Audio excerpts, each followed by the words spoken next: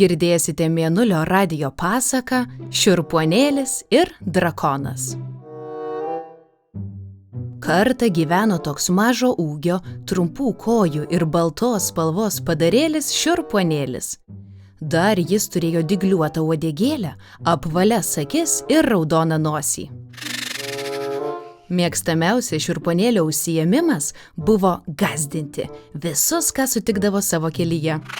Jam atrodė, kad išgąsdinti kokią skruzdę, medelį ar vaiką yra baisiai juokinga. Tik deja, kol kas Šiurpuonėliui ši veikla nelabai sekėsi, nes niekas jo nebijojo.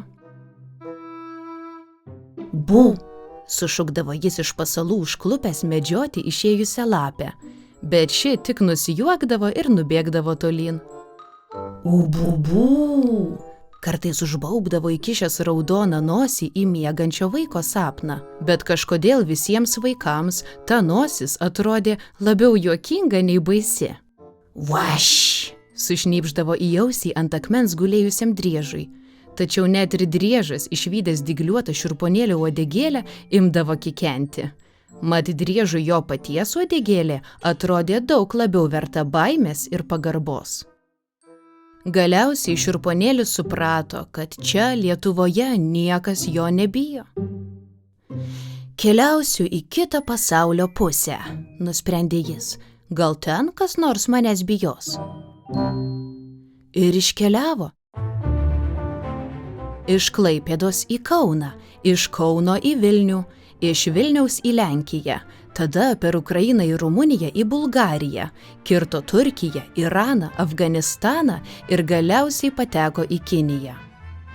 Pasiekęs rytinę Kinijos pakrantę, po 5 metų kelionės, Šiurpuonėlis pasijuto truputį pavargęs, tad prisėdo šalia uolos pailsėti.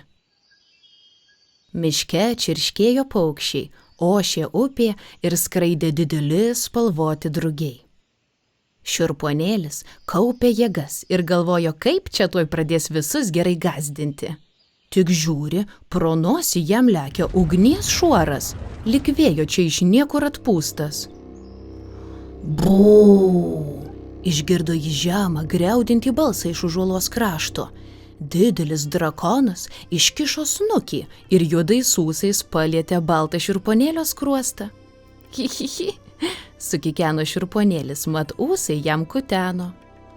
Bu, bijok manęs, vėl sugriaudėjo drakonas. Aš pučiu mirtiną ugnį, o mano dantys aštrūs kaip peiliai. Bet Šiurpuonėlis ir toliau kikeno, nes drakono ūsai vis dar kuteno jam skruostą.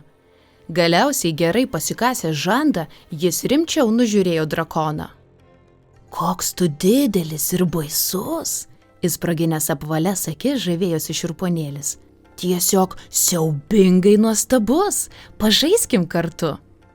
Bet drakonas gailiai atsiduso ir pro šnerves išpūtė baltą liūdesio garą. Niekas čia manęs nebijo, tarė jis. Keliausiu į kitą pasaulio pusę, gal ten kas nors manęs bijos. Ir pakėlė savo didelius raudonus sparnus, drakonas įskrido į vakarus. Perskrido Mongoliją, visą Kazachstaną, Juodąją jūrą, Ukrainą, Lenkiją ir galiausiai nutūpė Lietuvoje.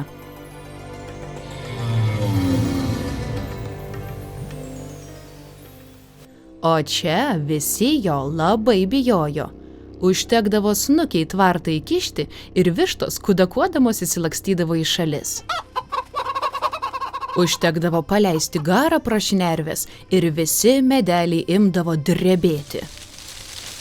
O jeigu ugnį papūsdavo, tai ir visi žmonės susiėmę už galvų imdavo lakstyti ratais ir šauktis Dievo pagalbos.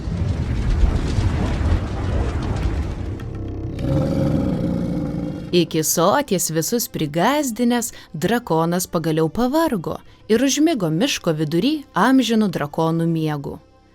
Tas miškas ir dabar vadinasi drakono mišku ir tėvai neleidžia ten vaikams eiti vieniems. O Šiurpuonėlis tai dar ir šiandien sėkmingai šiurpina visus Azijos vaikus ir gyvūnėlius. Žmonės kalba, kad tokio baisaus padarėlio jų šalyse nėra buvę jau daugiau kaip 1000 metų.